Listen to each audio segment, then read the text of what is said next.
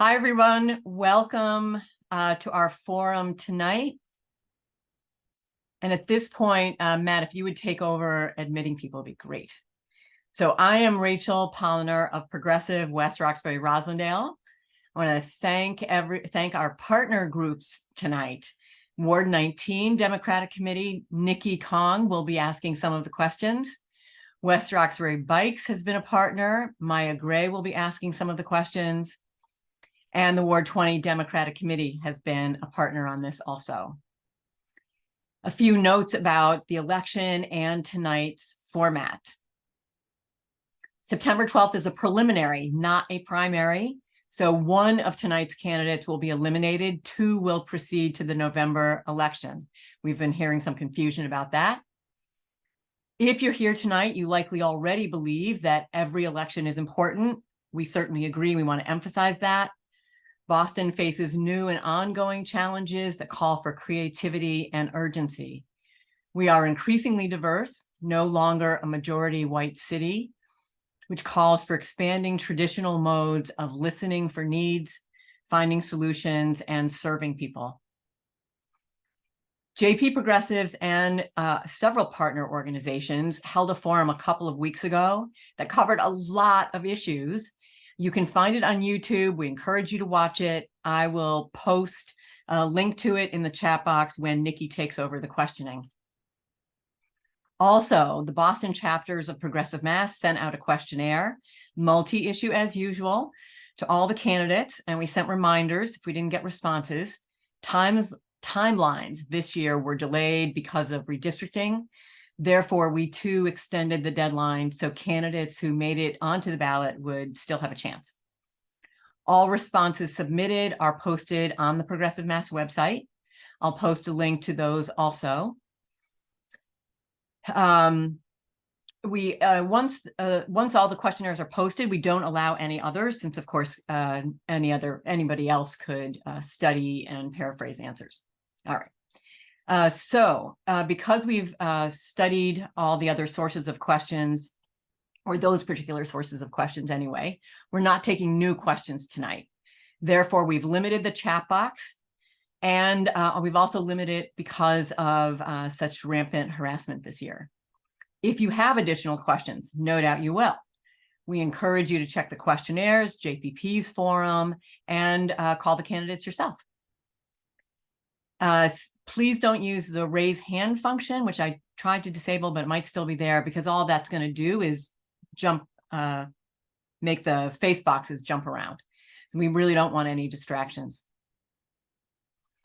All right. So on timing, steering committee has challenged me to keep the Q&A to an hour. We'll see. Opening comments, candidates, we were told this yesterday, know that they have 2 minutes. Most of the questions are 1 minute long. Closing comments, again, are 2 minutes. You'll see stoplight colors. You should see a cell right now with a green circle on it. That will change to yellow when there are 10 seconds left, and it'll change to red when candidates should finish their last word or two. Rebuttal policy for tonight will allow rebuttals if someone is directly criticized. We hope that is rare and possibly not at all. So now on to the forum, and I'm going to give Matt a sec to spotlight the candidates, and I'm the first questioner, so me too.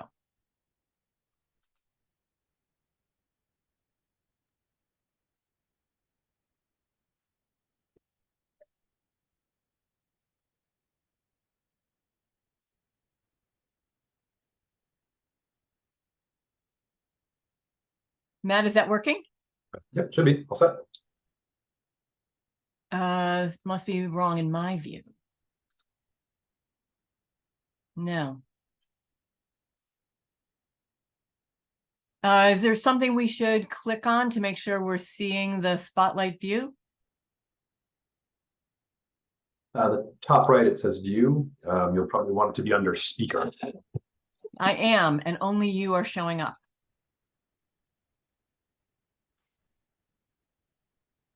All right, I'm clicking Ben, spotlight for everyone. Whoops. I clicked him just as you were unclicking him. There we go. Oh,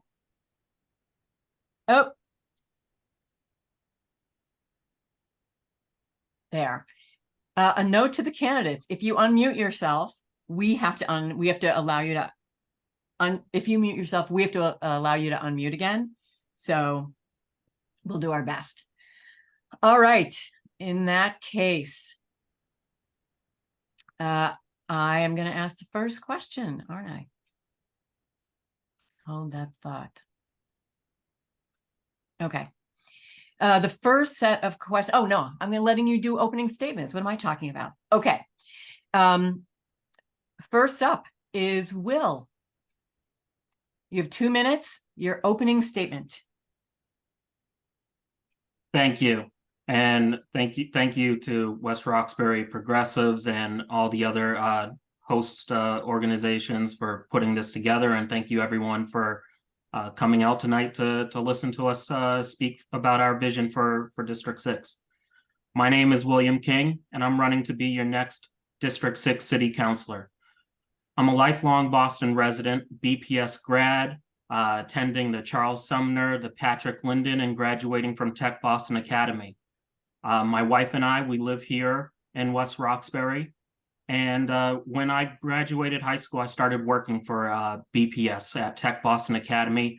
I worked in their technology department, and we had like an unofficial mentorship program that we did for kids in their free periods. They come down and we teach them basic technology skills to middle and high school students. And I'm currently a director of technology for the Appalachian Mountain Club. I decided to run for Boston City Council because I wanted to bring the focus back to where it should be, on the residents who elected us to serve. If elected, constituent services will be at the heart of everything I do. I will ensure that I am active and present in all areas of the district, talking to and hearing from residents, and then showing up to City Hall to advocate on their behalf.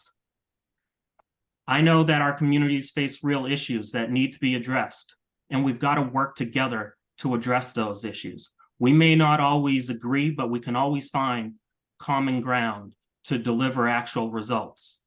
You know, we have an education problem. We have so many young families here in the district that are starting to go through the education system or are already part of it.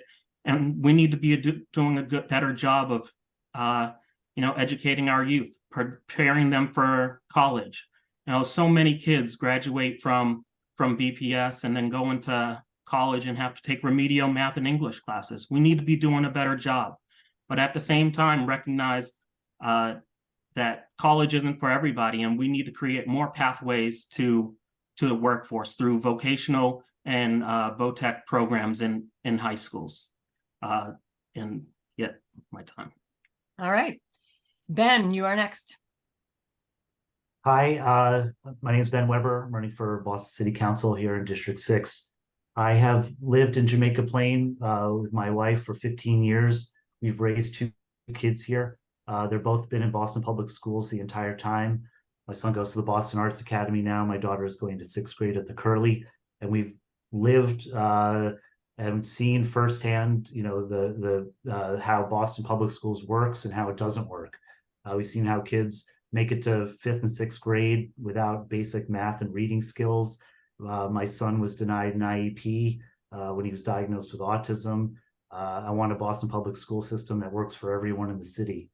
I've been a workers' rights attorney for 18 years, and I've been a zealous advocate for my clients, from migrant farm workers to delivery drivers. I fight for people who need a voice. For example, I was part of a lawsuit against the Boston Police Department because the police department was not promoting police officers of color at a decent rate. And so we got the federal court to rule that the way the Boston Police Department was doing their promotions was discriminatory and violated federal law. We changed the way they do promotions. The union fought us on it. They liked the way the old system worked, but we represented the law officers of color and helped them get a fair system. And hopefully we have a police department that does a better job working with our community.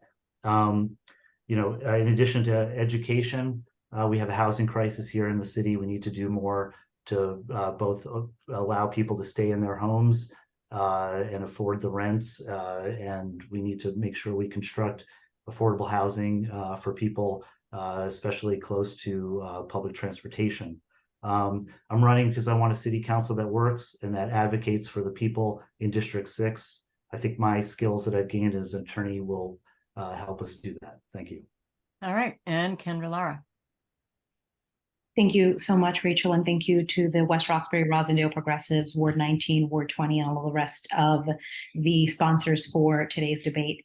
My name is Kendra Lara, and I am your current District 6 City Councilor. And in 2001, you helped elect me to be the first Black woman ever to represent District 6.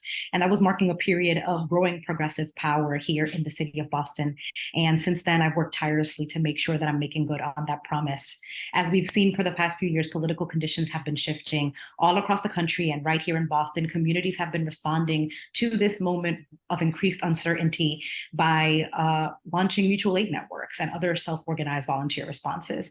And they're taking action, and they're asking that their elected officials also rise to the occasion. As a daughter of immigrants, a community organizer, a BPS graduate, and a parent, I am intimately familiar with what happens when our city's policies don't work for the most vulnerable among us.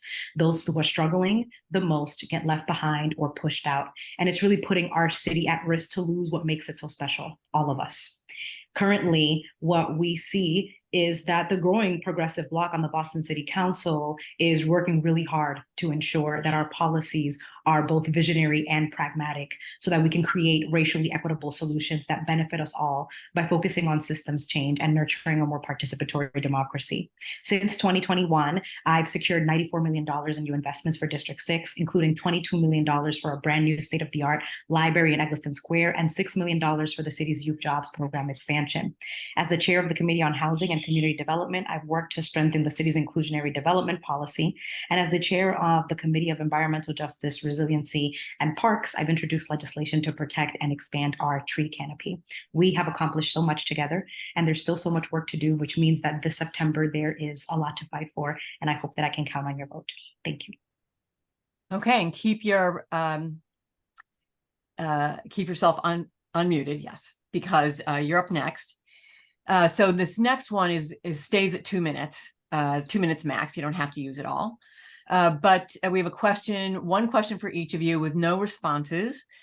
We started doing this during the 10th Suffolk Forum, which is there are some elephants in the room, some things that people ask us, but really are questions for you. So Kendra, your question. You had a car crash described in many news stories. First, we are really glad that you and your son are fine. But the follow-up, the crash itself and what followed shook some people's confidence in your judgment and transparency. So please speak on as many aspects as you can in 2 minutes on the facts, your ability to be forthcoming, why people should trust you. Thank you so much, Rachel, for that question. And I understand that there are a lot of questions that remain unanswered for so many people about this incident. And one, I just want to say thank you to all of the folks. I know that particularly people who have been really supportive of me publicly have had to shoulder the burden of having to talk to folks and really navigate the situation. So I'm grateful for that as well. The truth is that an accident happened, and I did not live up to the expectations that I set for myself as a public figure or a member of this community. For me, I have been put in a situation where I have been trying to the best of my ability to navigate a really difficult bureaucratic process when it came to a license suspension to no avail for the last 2 years since 2021. And partially the reason why I ensured that I was trying to move through that process and making sure that we were getting it fixed was because I knew that I was coming into public office and knew that I was running for public office. And there is, there's been a lot written. I've given a public interview about the situation with the RMV and the situation with the license. And so right now, what I'm doing is doing my best to hold myself accountable by engaging fully with the legal process, which is outlined by the courts, but also doing my best to correct the facts. And that is a dance that I've had to do that has left a lot of people with a lot of questions based on what I can and cannot say. And so I just want to take this moment to really maybe clarify a couple of things. One, there have been a lot of questions about the car being unregistered and uninsured. I was driving a friend's car. I don't own a vehicle, and was driving a friend's car who failed to, for a few weeks, renew the registration to his car. The car was insured. It is being reported that the car was uninsured, but the car was absolutely insured. And the registration has since then been resolved. The owner of the vehicle has been to court, and they have dropped the charge of the registration for him as well, because the things with the car have all been figured out. And my hope is that we can get that out as soon as possible. There are a lot of conversations that are happening about the speed. I am very confident. You need to tie this up. Thank you so much. So I will stop there. What I will say to, as my last sentence, is that all of the facts have not been reported appropriately. And my job for the next few weeks is to make sure that I'm clarifying the facts for my constituents before the election. Thank you, Rachel. Okay. Ben, you've emphasized that you're running especially to improve the Boston Public Schools. Given the city council's limited role regarding the BPS, what actions do you plan to take? And for that matter, why city council rather than school committee? And please tell us your background, parent or otherwise, that you'll rely on for policy.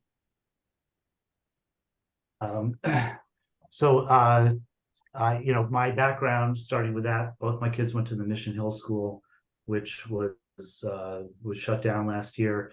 I mentioned my son and the lack of special services offered by the school.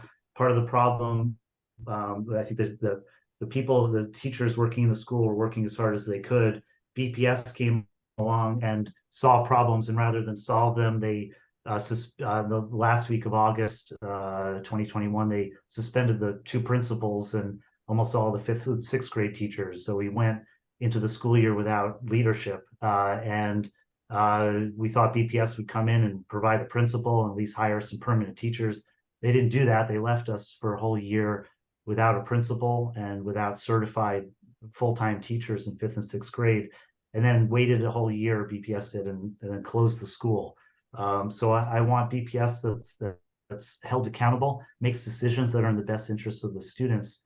I think the city council can have hearings, focus on what's going on at BPS, put more focus on their budget and what priorities they're making. We can have ordinances that require service floors at schools, and we can make sure that anyone in Boston who's denied special services like an IEP can reach out to the city, rather than what happens most often is people have to hire a private attorney to sue the city. I think the city should be taking a more active role to make sure when kids are not being provided with services that there's someplace people in the city can call so they can get some answers. And I think BPS is answerable to the city council. They're also answerable to the mayor, and if the city council and the mayor are working together on this, I think we can make more progress than what's happening right now. Thank you.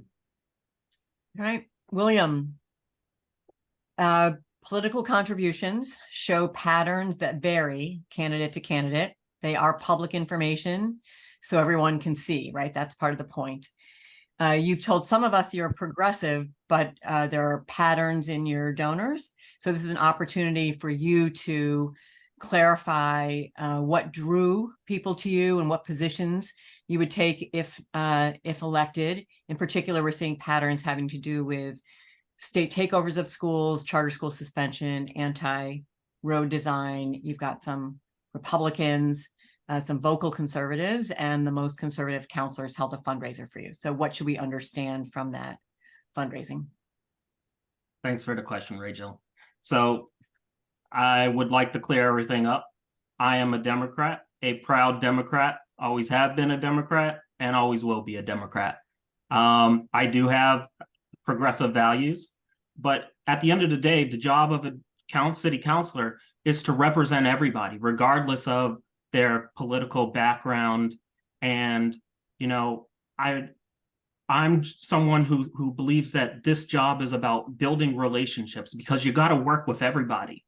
And there are going to be people that you don't necessarily agree with, but you still got to work with them. And if you have good relationships with them prior, it makes delivering results that much easier. And so I'm here to represent everybody. I understand that, some people may have concerns, but I think my policies and everything I've said in previous forums and when I'm meeting people at the doors shows that I am a Democrat, and the support that I may get from people who are considered more conservative is just them saying, this is a person that we can work with, and that someone that I'm willing to work with them.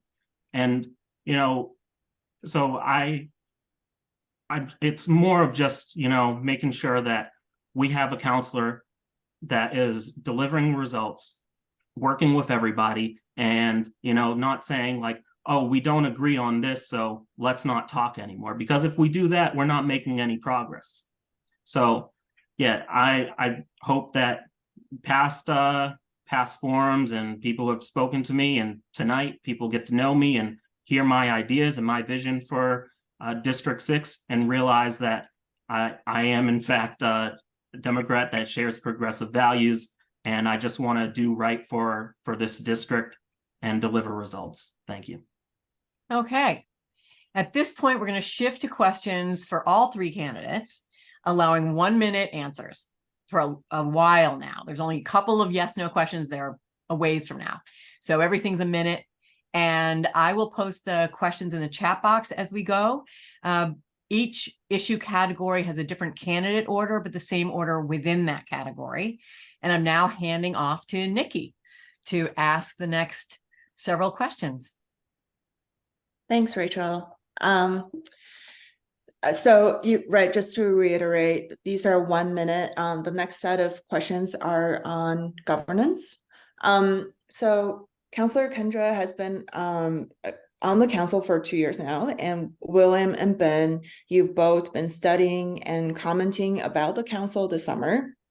So, but despite the media narrative about this Boston City Council, we're actually quite amazed at the array of effective policies and programs that have been passed and implemented. So on a positive note to start with, what are 2 councilor-driven policies or programs of late that you appreciate? The order will be Ben, William, and then Kendra. So Ben. Yeah, I'm sorry. I just didn't catch the end. It's 2 policies that have been enacted that we support. That you would appreciate. Policies or programs enacted by the council. Okay. Yeah. I mean, I'm in favor of rent stabilization, and not enacted. I think the city council did a good job on that.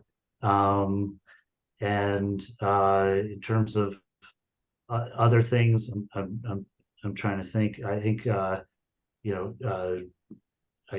free busing is something I support, and I want to expand those programs like that. So I reached 2. I commend the work. I think the council obviously can do more. Commend Councilor Laura on the work she's done in her 2 years. Thank you. William? Yeah, so I would say, one thing that has come out of the council that has been able to get passed was this past budget, which I think is a budget that's going to work well for the city and provide the necessary funds for the departments to deliver results for our communities. I know that in that we're seeing budget money being allocated for the O'Brien move to West Roxbury. So I think that's going to be really good for West Roxbury to have a quality high school again since the closure of West Roxbury High. And overall, just making sure that, our city services have been funded and going to continue to help a lot of people in this city when it comes to education, when it comes to housing, and just regular civil services that people need. And Councilor Lara. Thank you so much, Nikki, for that question. I think I am going to stay in the vein of reaching across the aisle, and I'm going to work on one ARPA funding project and a policy project that I have actually been working on with Councilor Frank Baker for the last 2 years.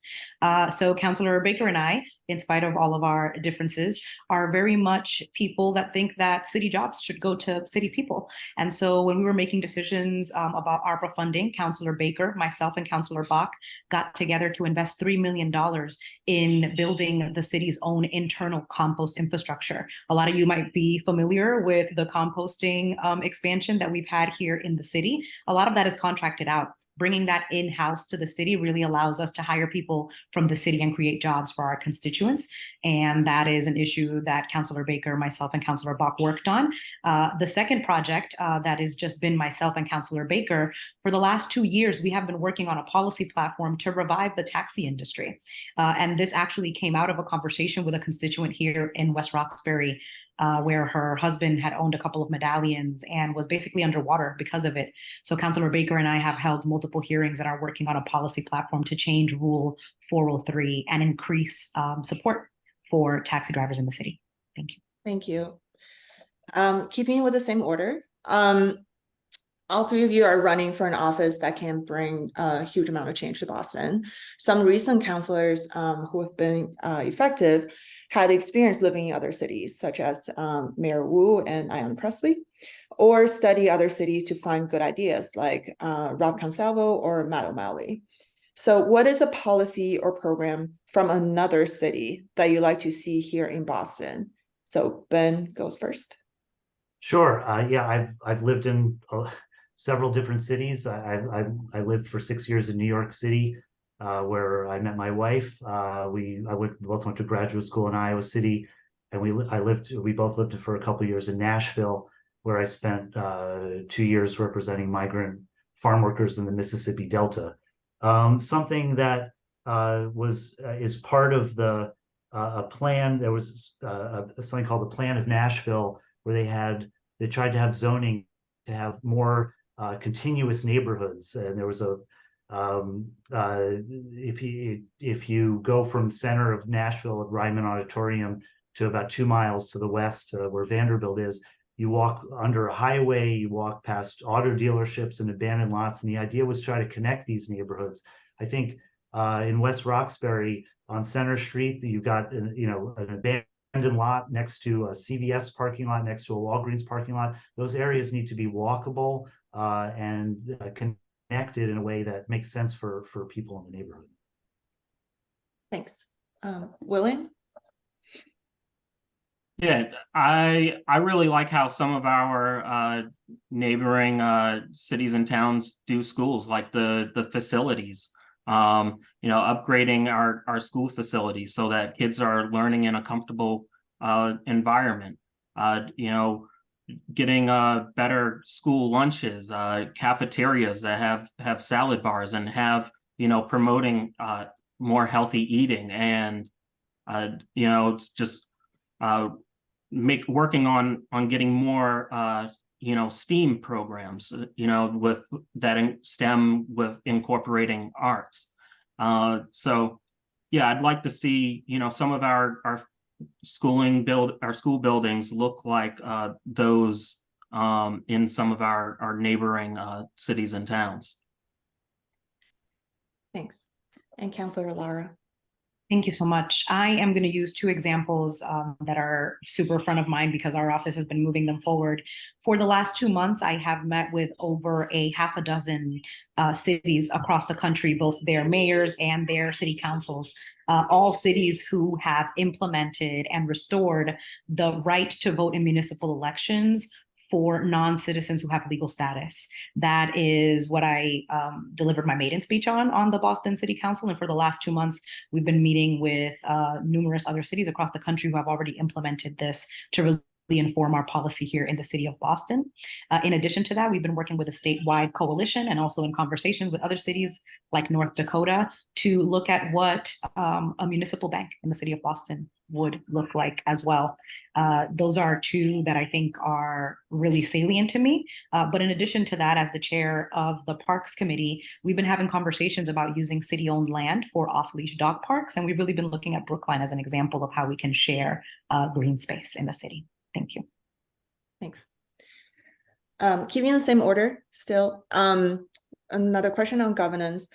So this Boston City Council is watched by the media lately with a consistently negative narrative, which I've alluded to earlier. It's really easy to play into that narrative and advance it. As potential future colleagues in the council, how are you demonstrating a collegial approach in your campaign that does not advance this negative narrative? Ben, up first. Okay. I, as an attorney for 18 years, I'm constantly engaged in an adversarial relationship with counsel for the other side, who are often being paid hundreds, if not thousands of dollars an hour to do everything they can to fight against me. But in the end, the interest of my clients is what comes first, and I need to figure out a solution that works for them, and that involves dealing with opposing counsel with respect, and finding a way to get them to either agree to a solution or getting the judge to order it. But in most of my cases, settle in the end, because I deal, with another side that's fighting me for often 10 years or more in a way that's respectful, and I think I can bring that kind of approach to the city council. Thanks. William, you're next. Yeah, so I'll just point to, my background in IT, having worked on so many different help desks and having that customer service background. Working with folks that come from many different backgrounds, and just really talking with them and letting them know I'm here to help, and together we can solve a problem. Now, I'm centering my whole campaign around working with other people, and sometimes I'm being criticized for who I'm working with, but we really need to be working with everyone, regardless of personal beliefs, because the city council does need some civility on it, and we need to start delivering real results for our communities. So, I'm someone who I can get along with many different people because I treat them with respect, and I listen to them, hear their point of view, and then work to find common ground with them. And Councilor Lara. Thank you. So one of my ethos as an organizer is that relationships are everything. And when I got elected into the city council, I was, of course, very aware that I represented a district that in many ways was a microcosm of the entire country in terms of political opinions, but that I was going into a city council that also had all of those political opinions represented. And because everything centers around relationships, I came in with the intention of starting in the places where there was agreement and building a rapport there that would help us have difficult conversations easier in the future. That is why Councilor Baker and I worked on this taxi drivers. This is why Councilor Flaherty and I unanimously passed a home rule petition through the city council to save the Forbes building. It's why Councilor Mejia and I work together on issues of ELL and IEPs with BPS, and why Councilor Arroyo and I are working together on the issues around the tree canopy and so on and so forth. So for me, the way that we work together is not that there isn't disagreement, it's that you're building a rapport and a strong relationship based on places where we do agree, so that it makes it easier in the future to have more difficult conversations when there's disagreement. Thank you. The next set of questions is around housing, and the answers are still limited to 1 minute each, and the order will be William, Ben, then Councilor Lara. At the JPP forum, you were asked a yes and no question about mayor's rent stabilization proposal. Ben and Kendra both said yes. William said no, wanting to expand. So experts consistently say that adding supply is crucial but not sufficient for affordability and preventing displacement. So William, please explain your no stance on the mayor's proposal and what proposals you'd offer. Yeah, so I don't believe that rent control works. I feel like when you see it implemented in other areas, it leads to disinvestment of our communities. You've seen some people start converting their rental units to condos, and then housing supply starts to dwindle because there's not enough rental units, and then that increases the market rate for rent. And then you see some landlords who then start evicting folks because they're tied to rent control, and then it will reset when they get new tenants. They can reset and charge market rate. So you see rents actually start to increase sometimes. So I really want to make sure that we're protecting our communities, that we don't have disinvestment, and we have an economy that's thriving for everyone, and folks have affordable housing. Thanks. Ben, so please explain your yes stance and what additional proposal you'd offer. So yeah, I'm in support. I think we need to use all the tools at our disposal to keep people in their housing. I dealt with this firsthand. My father-in-law was a retired carpenter. He couldn't afford to live in the house he was renting, and we had to move him up here. He had Alzheimer's. He was living with us. It was a struggle. It totally exacerbated his condition to be removed from a home he had been in for 40 years. So I want to be able to keep people in their homes, and we have a increasing housing costs here. A new proposal, going back to things that work in other cities. In New York City, they have a right to counsel for anyone who's being evicted from their housing. So if they're, landlords are coming in and trying to use the rent control as a way to get rid of people, we need to, have that right here for people to make sure anyone who's being evicted has a right to an attorney, and it's something I would push for. Thank you. Thanks. And Councillor Lara, same for you. Yeah, I think that my yes vote is reflective of many decades of organizing by housing organizers. I always take a position and a posture that I am a steward of the vision of the people who came before me. And so there was a lot of work that went into this proposal being before the council. Actually, my first protest that I ever attended was for rent control at City Hall when I was just 13.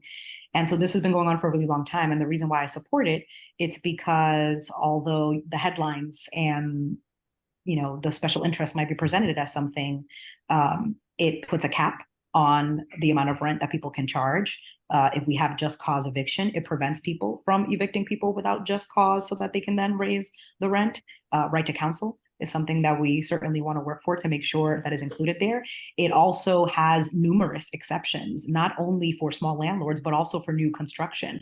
And so I really do believe that Mayor Wu's policy proposal was as collaborative as it could possibly be, keeping in mind the needs of our constituents and also the needs of the market. Thank you.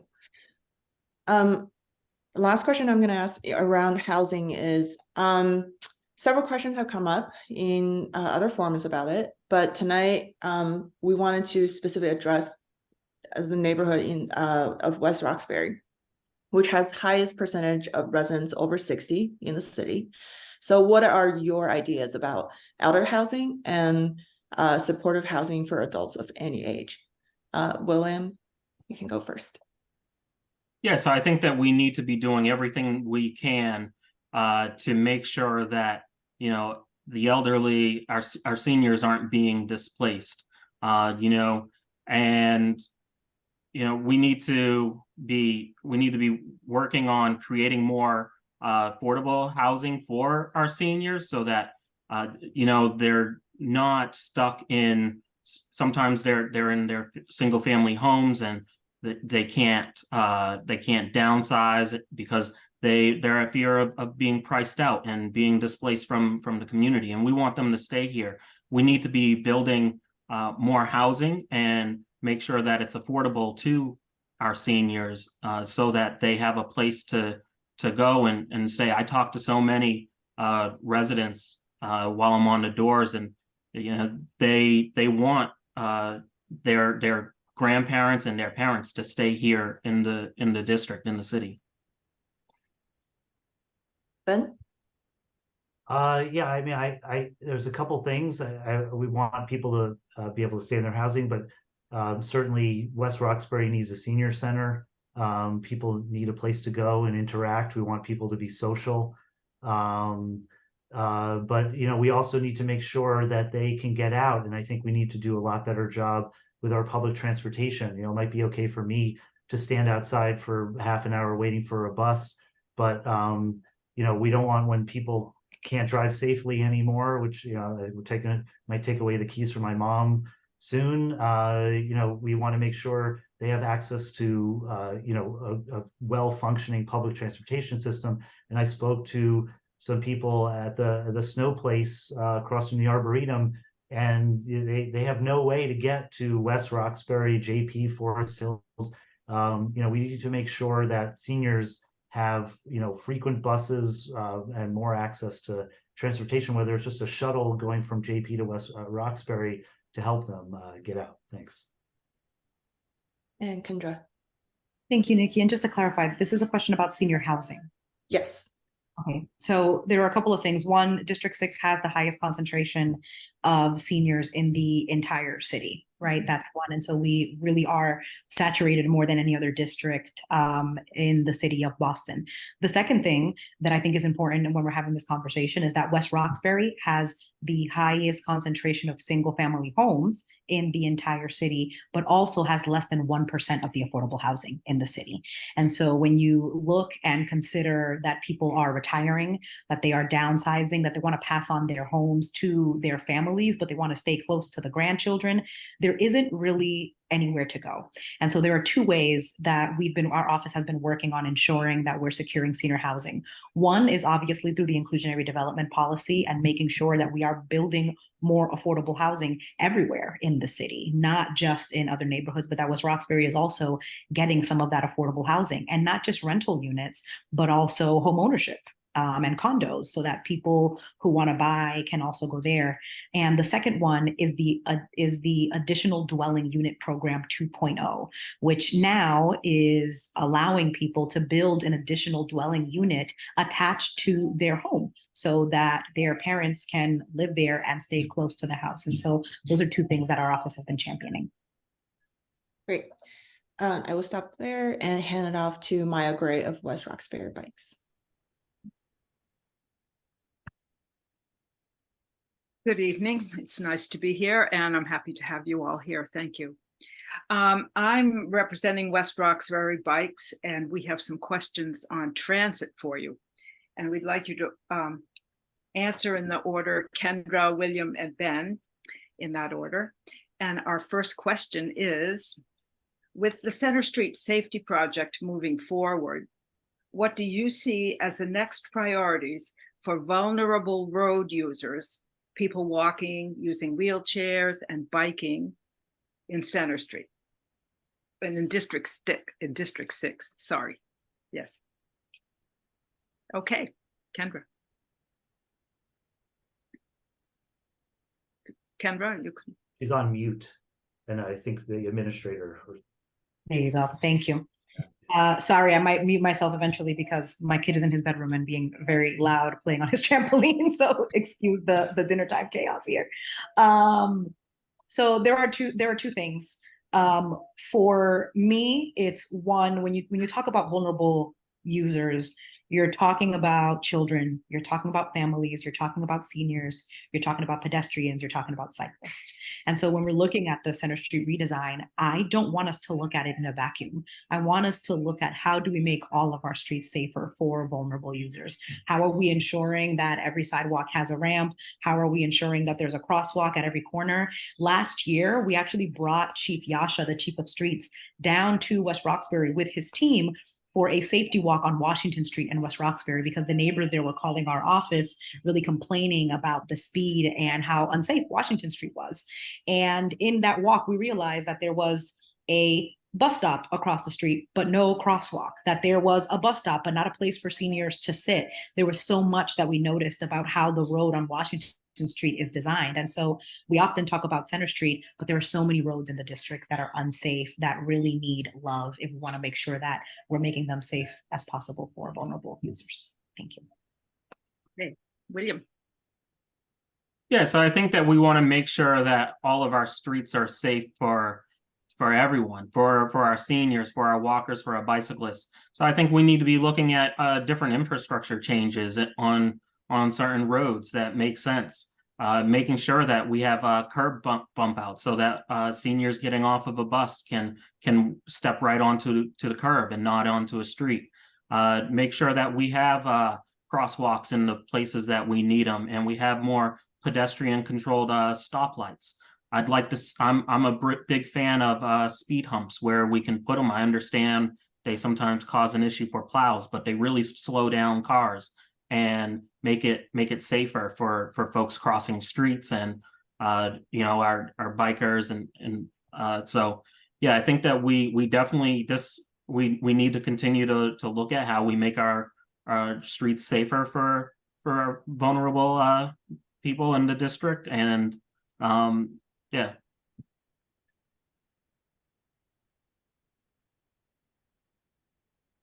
Okay, how about you, Ben? Yeah, I think after the road diet is implemented, I think we need to have you know, increased traffic enforcement to make sure, you know, people actually stop speeding down Center Street and that, you know, people are being allowed to cross the street. You know, I think it would be you know, a good idea to put in flashing signs so when pedestrians are going to cross, there's, you know, the drivers are alerted that they're coming and that they need to stop. And you know, I think the road diet is not the end. It needs to, you know, it's going to have to be tweaked and make sure that you know, that it's actually making the street safer. And so there needs to be review of what it's doing, and you know, that's I'm in favor of that. Okay. We have 2 yes or no questions here in a row, the only ones tonight. In the same order, please. Do you support expanding bike lanes? Kendra? Yes. Okay, thank you. Yes, Yes. Ben? Yes. Thank you. Do you support, let's see, do you support expanding express bus lanes? Yes. Yes. Yes. Thank you. So another question here now, what other ideas within the city's control do you have for helping to shift away from carbon emitting transit modes? Are you familiar with congestion pricing or other strategies? Kendra. Thank you for that question. I am familiar with congestion pricing. I think that right now, the most important thing is to make mode shifting accessible to the most people as possible, right? So how Boston is often called a walkable city. I think that we've done a really good job at making sure that people can walk places. I don't know that we have, this is why I'm supportive of expanding bike lanes, is because that's what's going to help us create the infrastructure to make that kind of mode shift possible. And then the third kind of mode shift that we often talk about is public transportation. And right now that is completely unreliable and underinvested in. But as the city of Boston has now secured our position on the MBTA board, and we're actually in the process of accepting public comment about what we should do with that. So if you haven't, please make sure that you're sending that in. I think that we're going to have much more power to make decisions about what public transit looks like in the city. And so for me, building infrastructure for mode shifting is the investment that we need so that people feel safe and comfortable and like they have access to shifting away from using cars on the road. And so it can help us lower our carbon emissions. Thank you. Okay, William. Yeah, so I think that we need to be looking at different ways to reduce our carbon footprint. I think electric cars are a good alternative from, using cars with combustion engine. So making sure that we have a charging infrastructure in place so folks feel comfortable making a shift to electric cars, because range anxiety is a real thing for people. They don't know if they're going to run out of battery and they need places to charge. So making sure that is more available throughout the city. Also, I'm in favor of the express bus lane. So, electrifying our bus fleet and getting more dedicated bus lanes so that people feel comfortable taking public transportation. So because it's more reliable and they know that they're going to get to work on time and they're not going to be late from being stuck in traffic. Okay. And Ben. So I think we need, first of all, to connect West Roxbury more completely to the city. And that's either, putting the commuter rail in Zone 1A, or, there are proposals to expand the Orange Line beyond Forest Hills and make it easier for people from West Roxbury to get into the city. I guess just generally, I'm in favor of almost anything that would get us to our goals to be, eliminate carbon emissions, by 2050. I think that would help. I think that the city's efforts to create more housing, an empty office space downtown is going to do, is going to help us with that. People won't be commuting as much. And in terms of congestion pricing, I'm a little sorry. I'll just stop there. That was Okay.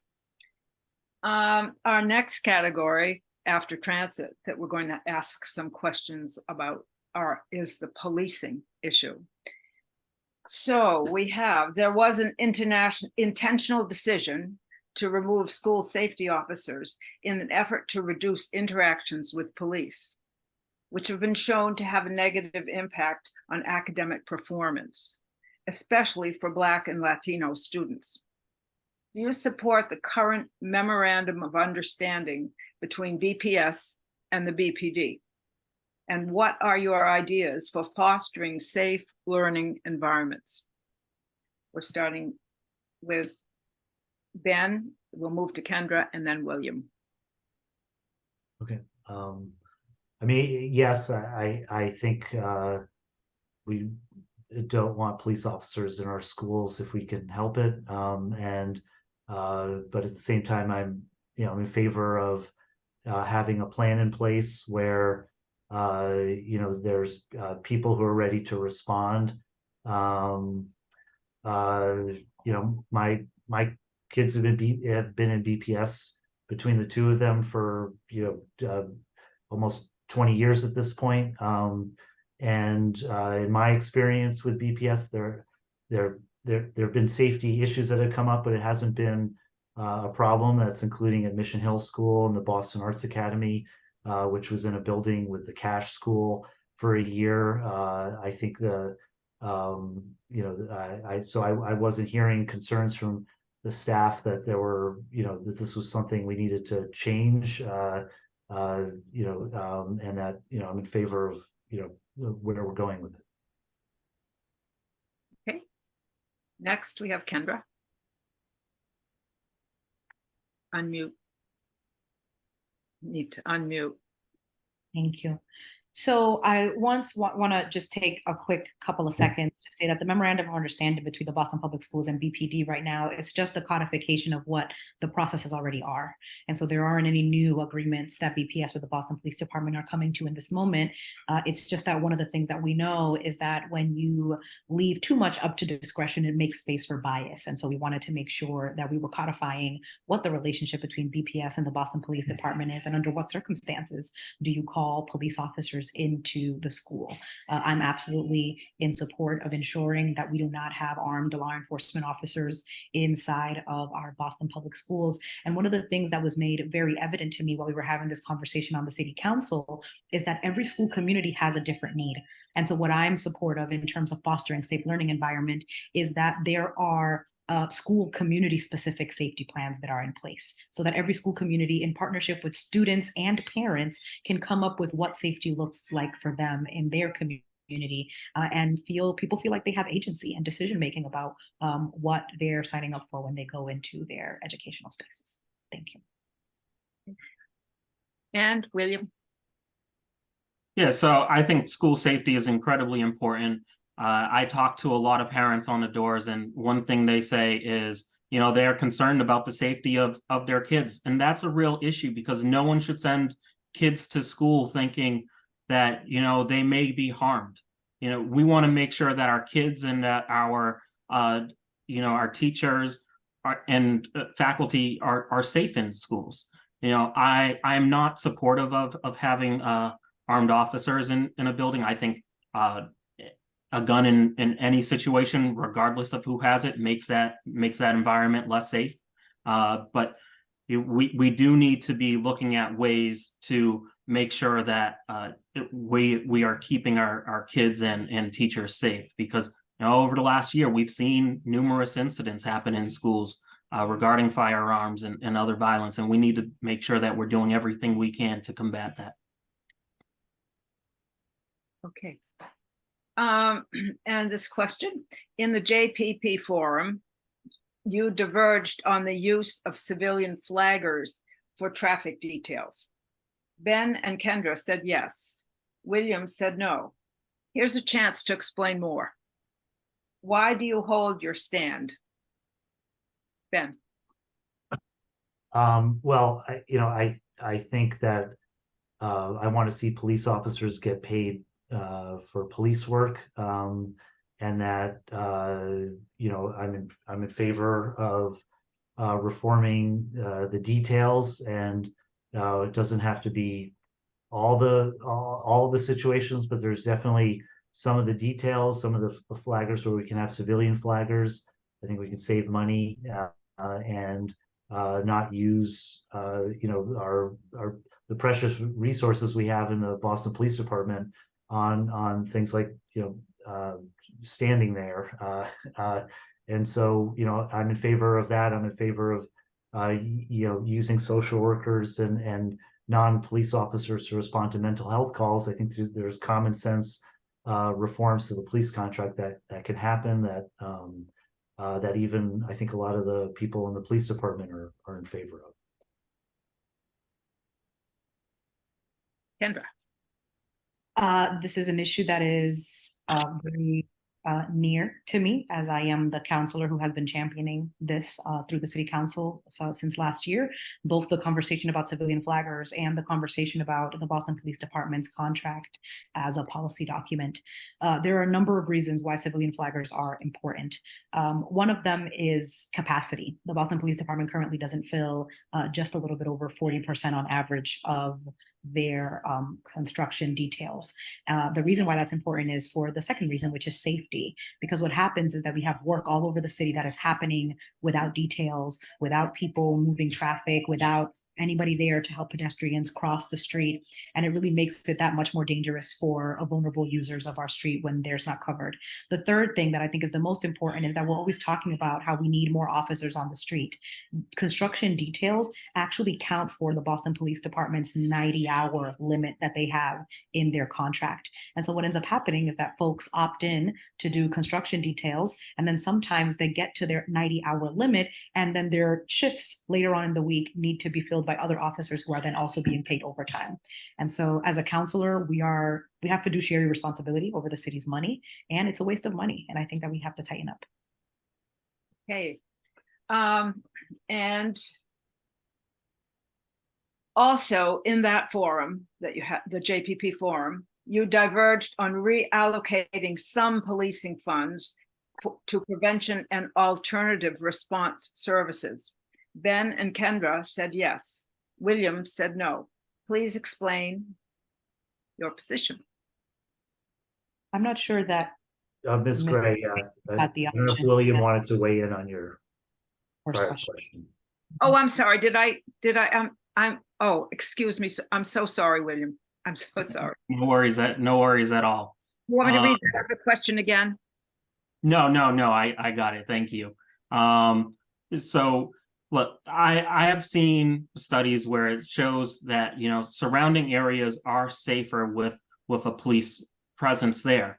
I also think that it's going to cost a lot of money to train folks and make sure that they can do the job safely. And also, you know, I'm more of the mindset of let's see what we already have and work with that. I understand that BPD can't fulfill all the details, but let's look at cascading that down to transit, municipal, retirees, and some of our city workers to fill those details. And you know, sometimes the company who's doing the work, they don't pay. And I understand that that's an issue, but I think we need to be looking at maybe not signing off on their work permits until they pay their bill, what is owed for the detail services to the city. Thank you. And again, I'm sorry on that. Oh, no worries at all. Just another question one more time. Okay. Also, in that forum, you diverged on reallocating some policing funds to prevention and alternative response services. Ben and Kendra said yes. William said no. Please explain. Okay, Ben. Okay, I guess I'll go first. Yeah, I mean, you know, again, I'm in favor of reforms that you know are not only save the city money, but are good for city residents and good for police officers. In talking to police officers, you know, most of them say they don't, you know, they would rather not have to go on these mental health calls. I don't think they're equipped to handle it. And you know, I'd like to see, you know, there's too many situations where people with mental health issues, you know, can't treat them with a gun, and that's kind of the, you know, the tool that the police officer is equipped with. So, you know, I think that this is an issue where most police officers would agree that that, you know, they would rather have, you know, trained mental health professionals make those responses, and I think that's already happening in some cases. Okay, Kendra, you're next. Thank you, Nikki, for that question. Sorry, that was Maja, not Nikki. Oh, yeah. You see me, Okay. I'm confusing my people now. There's one thing that we've seen all across the country, not just here in the city of Boston, and it's that the safest communities are the most well-resourced communities. And so if you want to think about the city's resources as a pie, one slice of the pie, the majority of the pie cannot sit in one place if we want to have a functioning, safe community. It can't be all in policing.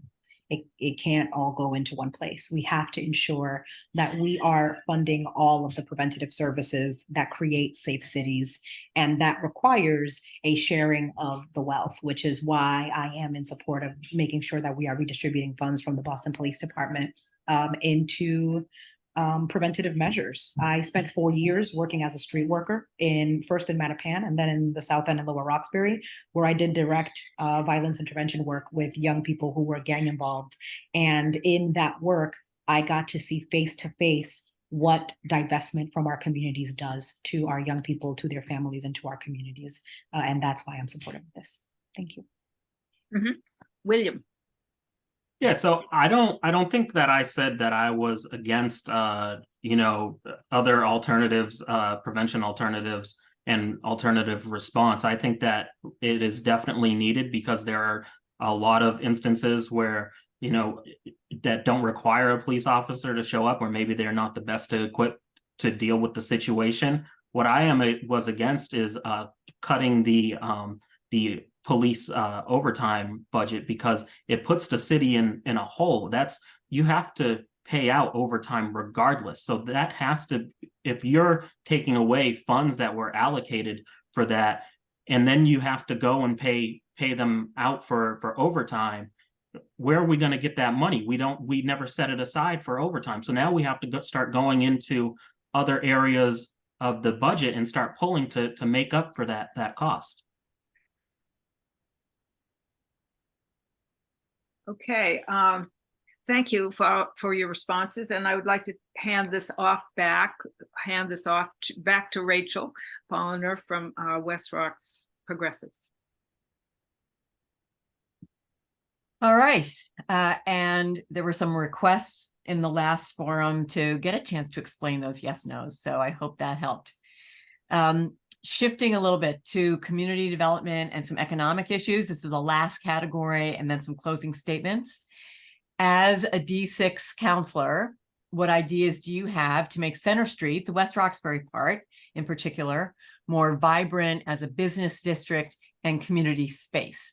And this section is going to go William, Kendra, Ben. So William, you are up first. Yeah, so I'd love to see Center Street become more vibrant. I know we have West Roxbury Main Streets, who's doing some amazing work and doing that, and just making sure that we have a thriving business district where people feel comfortable walking and visiting businesses and shopping. Make sure that there is reliable transportation to our neighboring senior centers who want to get down to Center Street and do some shopping and enjoy the restaurants and dine. So I would definitely be advocating for a more walkable Center Street that everyone feels safe at, and without hurting our businesses. We have a double parking issue on Center Street, and so we need enforcement to ensure that the parking limits are enforced, so that you have people who can park and know that they're going to get a parking spot. Often it's filled with people who just park there all day, and you have that double parking, and people can't get down to Center Street. And yeah, my time's up. Okay, Kendra. Oh, sorry. I know you've been muting yourself to keep the background noise down, so thank you for that. And I'm sorry I haven't been fast enough to unmute you. There you go. Don't. I just want to be respectful of the other folks. I want people to be able to hear them while they're speaking. There are two things, and if the folks were present at the West Roxbury Professional and Business Association forum that we had last week, I actually talked about this a little bit. And it's that as the BPDA is transitioning from being a quasi-governmental agency to coming up under the city of Boston, it's really going to give the mayor and the city council much more power to talk about and dictate how planning and development happen in the city. And that includes with economic opportunity and economic development. And so one of the projects that our office is going to start embarking on pretty soon is working with the BPDA as it transitions to look at Center Street and the Grove neighborhood in West Roxbury, as well as we talked about Washington Street as kind of the forgotten part of West Roxbury, to look at how we can plan with the communities and our neighbors. What is our vision, and how can we zone and plan those areas for to be economic, vibrant city centers as we see them to be now. And so it's less about what I want to see and more about stewarding a process that will tell the city what the people in the neighborhood want to see, so that we can plan and develop in that way. Okay, Ben. Yeah, I'm not an urban planner, and I don't pretend to be. So I'd certainly would have a lot to learn about how the city's policies could impact development, but I'd want to see a Center Street with more people. I want zoning, a smoother zoning process with, that part of that would be, reforming the BPDA, but to have more than one-story buildings on Center Street. You need people living there who can walk there. I'd also want to make sure, this is a problem we've had, I think I have a dog chewing a toy in the background, but make sure developers don't leave spaces empty. There's that empty lot on 1901 Center Street that we need to make sure that I think it's CAD Builders builds housing there, and we can have people living on Center Street and make sure these developers don't leave spaces empty for years on end, which has been happening, on Center Street in JP as well. All right. The wealth gap in Boston is extreme, but there have been policies and programs enacted by city councilors, initiated by city councilors, and that have passed that are steps toward narrowing that gap a bit. More are needed, of course. What programs or policies might you put forth to support wealth creation and to narrow the wealth gap for traditionally marginalized communities? Same order. William, you are first. Yeah, thank you. So, but as a Black man in this city, this issue I have seen firsthand, dealt with firsthand, and we need to be increasing economic opportunities. And that starts with, and for me, that starts with education. I think that we need to have more pathways to the workforce, but also preparing kids for college also, so that, you have a head start, if you prefer to go that route of a degree, but also have more vocational and trade programs in our high schools, because you can come out of with a certificate and enter the workforce and make decent money providing for yourself and your family. We need to also make sure that college is more affordable, for a more affordable pathway for our students. All right, Kendra? Thank you so much, Rachel, for this question. I think that the best way for us to create a safe and enjoyable city to live in is to really make sure that all people have access to the resources that they need to live with dignity. And despite our relatively high income, I think it's about $71,000 per household, the bottom 20% of the people in the city of Boston live on average of a $14,000 a year income, which is way below the federal poverty line for a family of two. In addition to that, the childhood poverty rate in the city of Boston is almost 28%, which means that almost 1 in every 3 children in the city of Boston live in poverty. And so when I think about bridging the wealth gap that we have now was not created in a vacuum. It wasn't just created because of access of education or housing or income or well-paying jobs. It was created because all of those things were lackluster. And so for me, we need to really make sure that we're doing everything at once. So piloting a universal basic income program is one of the projects that we've been working on for the last year. It's a proposal that we created with numerous other city departments that is now at the table of Mayor Wu, increasing city funding for youth jobs. As somebody who made her income and lived off of a youth job from the city of Boston, I know how important it is to make sure that young people have access to the workforce early, ensuring equity in employment. Oh, thank you. Okay. Ben? I can talk about this for hours. Yeah, thanks. I'll wait for the green. Okay. Yeah, there you go. So yeah, no, that's the main problem where we're talking about all these other things that we're hoping to address. And I think that number one is education. If we have an education system that isn't working for everyone in the city, then I think all the other things we're going to try to do in the end won't work. So I think we need a world-class education system. It's why, I support the changes to the test in school policy. I think we're going to have a more equitable school system that's going to provide, have access to those schools for a more diverse population. And it's something, we needed to do. Even if it's going to be a lot harder for my daughter to get in, because she's going to 6th grade. We're doing the test in school thing next year.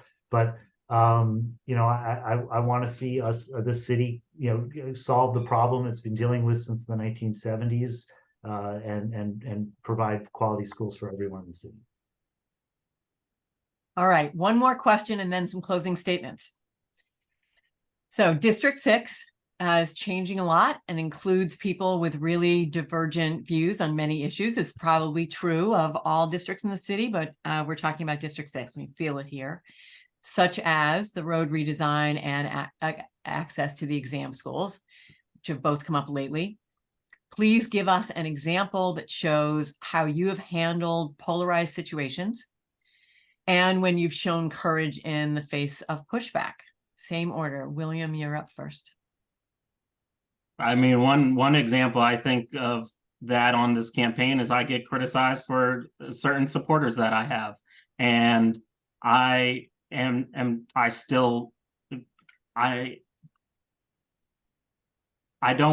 let that shake me. I understand the narrative that goes around, but I stick with it because I know that even though some may see that as a negative, I see that as a positive. It shows that regardless of my views, I can work with everybody. I establish relationships, and that's what this is about. It's about establishing relationships and working with folks.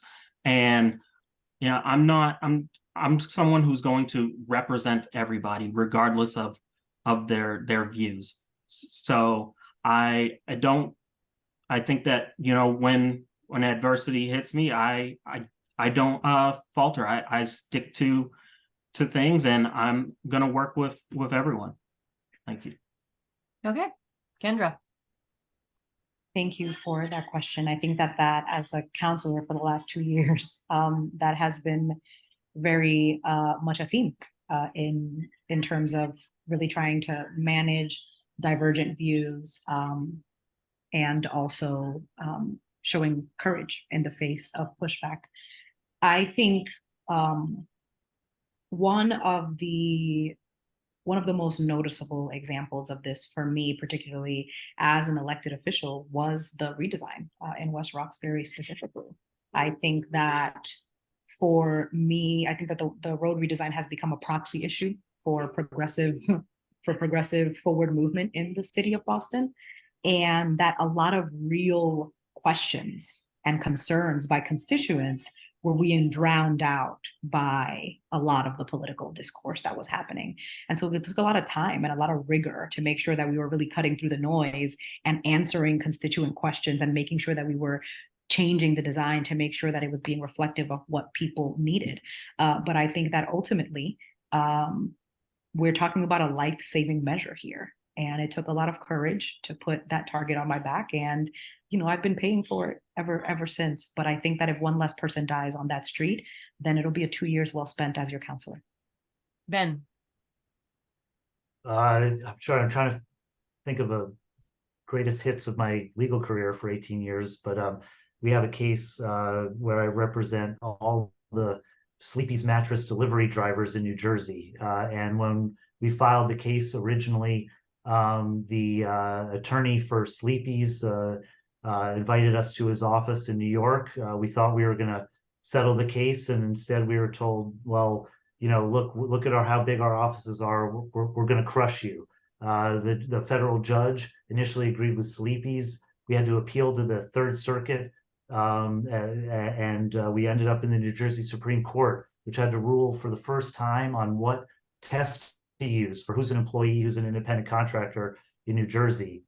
We won that case. We went back to the federal court, and that case has required 3 appeals to the Third Circuit, and we've won each time, but that case is still going on, and we're just hoping to make opposing counsel eat his words. But you know, it's just one example of many of sort of difficult situations. Thanks. Okay. Closing statements will be in the same order, but this time you get 2 minutes. So you take a breath at the moment. And while you do, I'm just going to remind everybody, the election is on September 12th. It's a preliminary, not a primary. So 2 candidates will advance. In-person early voting starts this Saturday and Sunday at the Roach Community Center in West Roxbury and another Corsta College in Hyde Park. I know we always have some Hyde Park folks in our community. And on Thursday, September 7th at St. Nectarios in Roslindale. All of these settings are important because during early voting, anybody can vote anywhere. It doesn't have to be in your own neighborhood. You can also apply for mail-in ballots. This is reminding me, I haven't posted any of those links. So while you do your opening statements, I will post a few links. And absentee ballots are available right now at City Hall. Well, not tonight, but daytime. Okay, ready for your 2 minutes of closing statements? William, you are up first. Thank you, and thank you everyone who has come out tonight and taken time out of your night to listen to us tell you about our visions for District 6. On the doors, there's one thing that stands out when I talk to residents. They want a council that's going to deliver for them. They want civility back on the council that isn't going to fight, council that's going to work together to find common ground and deliver real results for our district. The district, our residents want a counselor who's going to lead by example, and that's something that I've been doing. I have been saying I'm going to work with everybody, and I have been working with everybody. I've been talking with folks all over. They want a counselor who's going to work hard. I've been in this race since December, and I've been on the doors since March and talking to folks. We've knocked on over 7,000 doors. We're working hard. I got in this race, and after a lot of thinking about, am I the right person to do this? I didn't jump in on a whim. I want to be a counselor who works for everyone, and I feel like I've been displaying that to folks. I see a lot of people on this call that I've seen before on the trail. I've been active and present all over the place, and I will listen to you, show up to City Hall, and advocate on your behalf. You're going to get a counselor who has their door always open, listening, and I'll be your conduit to City Hall and do everything I can to deliver real results. I ask for your vote on September 12th. I appreciate all the support I've gotten so far. I hope I can earn your vote. It's important that everyone gets out to vote regardless of who you're voting for, and I appreciate your time today. Thank you. Kendra. Thank you, Rachel, and thank you to everybody who sponsored today's forums.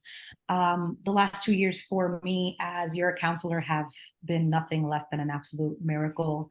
As a first-gen immigrant who grew up in the toughest parts of this district and who has really dedicated her entire life to serving and organizing here, to be chosen by you to serve at this level has and continues to fill me with gratitude.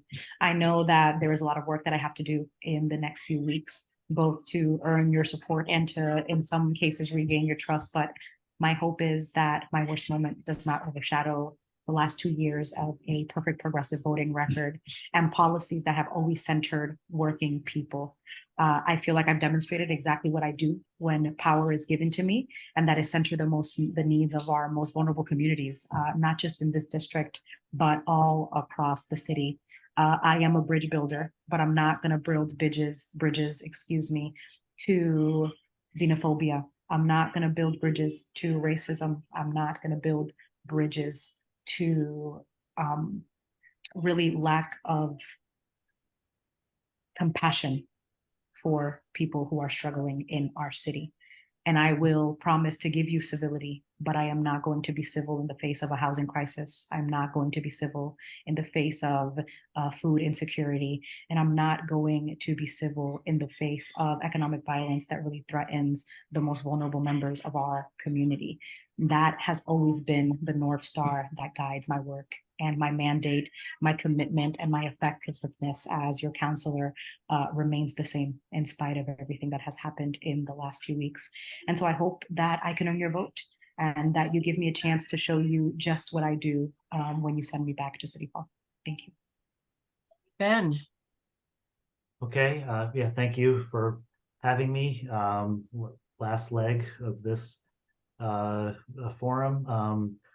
So when I earned out of law school, I earned a 2-year Equal Justice Fellowship to represent migrant farm workers in the South and provide them with free legal services. And I went to a conference, and there was an attorney from the NAACP there who said something that stuck with me in my career, which was that the fight for positive change, it never ends, and that you think you've achieved something, you're going to have to keep fighting for that, to preserve that, for the rest of, your career. And that's something that I've brought with me in my work. And I think it's something that, we've accomplished a lot in Boston, but we need to keep fighting for the things that we believe in, like, have affordable housing for everyone. And we need to fight for better schools, and we're gonna have to keep fighting for it. But also, in my time as an attorney, it's been my job to provide services for large groups of people, to answer their questions, to fight for their needs, and to fight for a city that we all want to be in. I want to live in a Boston where my kids, when they grow up, want to raise their kids in. And that's a city that doesn't leave people behind, that is equitable for everyone who lives here, that is, has services for everyone who needs it, and is working for everyone who lives in the city. And so those are the things I would fight for on the city council. And I think my experience as an attorney, I can fight for people in District 6, as effectively as anyone. Thank you. All right. Thank you, everyone, for being here. I hope you will indeed click on or copy the links that I just put in the chat box to the forum from a couple weeks ago, to the questionnaires, to the voting logistics if you need them. I know that we could not answer everyone's questions tonight. We never can, but I hope I hope you agree we asked important ones, and there are lots of other answers in the other places. So thank you all, and our steering committee has to stay on, but everyone else, good night. Thank you. Sure. Oh, and off of spotlight. There we go. Oh,